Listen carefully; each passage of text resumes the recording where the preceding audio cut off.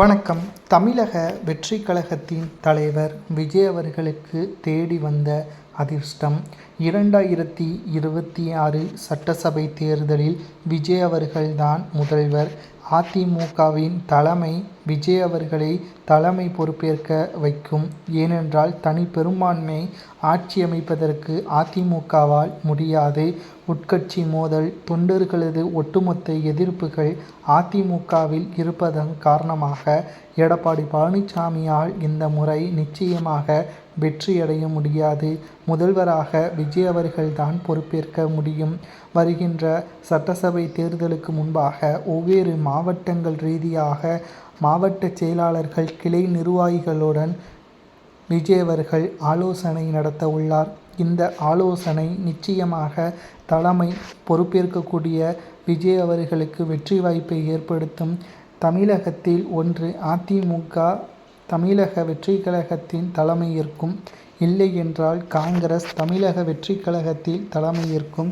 பிப்ரவரி மாதத்திற்குள்ளாக இதில் ஏதாவது ஒன்று நிச்சயம் நடக்கும். விஜய் அவர்களை தேடி வருகின்ற அதிர்ஷ்டமாகவே பார்க்கப்படும் என்ற தகவலும் தற்பொழுது கிடைக்கப்பெற்றுள்ளது.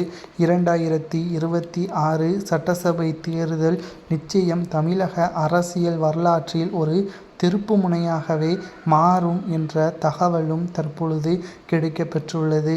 2026 சட்டசபை தேர்தல் நிச்சயம் அரசியல் வரலாற்றில் ஒரு திருப்பு முனையாகவே மாறும் என்ற தகவலும் தற்பொழுது கிடைக்கப்பெற்றுள்ளது.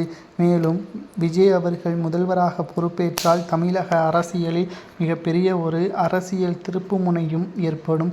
ஊழல் செய்த நிர்வாகிகள், தலைவர்கள், எம்எல்ஏக்கள் என்று பாரபட்சம் பார்க்காமல் அனைவரையும் சிறையில் அடைக்கக்கூடிய ஏற்பாடுகளை விஜய் அவர்கள் செய்வார் என்ற தகவலும் தற்பொழுது கிடைக்கப்பெற்றுள்ளது. 2026 சட்டசபை தேர்தலுக்காக அனைவரும் தற்பொழுது களப்பணிகளை மேற்கொண்டு வருகிறார்கள். தற்பொழுது விஜய் அவர்களுக்கு தேடி வருகின்ற ஒரு நல்ல செய்தியாக அதிமுக அல்லது காங்கிரஸ் இதில் ஏதாவது மிகப்பெரிய கட்சி விஜய் அவர்களை தலைமை பொறுப்பை ஏற்க வைத்து திமுக ஆட்சியை இழக்க வைத்து எதிர்க்கட்சி அந்தஸ்தை கூட திமுகவால் பெற முடியாத ஒரு சூழலும் இந்த சட்டசபை தேர்தலில் அமையும் என்ற தகவலும் தற்பொழுது கிடைக்கப்பெற்றுள்ளது. பொறுமையாக இருந்து பார்க்கலாம். 2026 சட்டசபை தேர்தல் திமுகவிற்கு மிகப்பெரிய ஒரு தோல்வியாகவும் தமிழக வெற்றிக் கழகத்திற்கு மிகப்பெரிய ஒரு வெற்றியாகவும் அமையும் என்ற தகவலும் தற்பொழுது கிடைக்கப்பெற்றுள்ளது.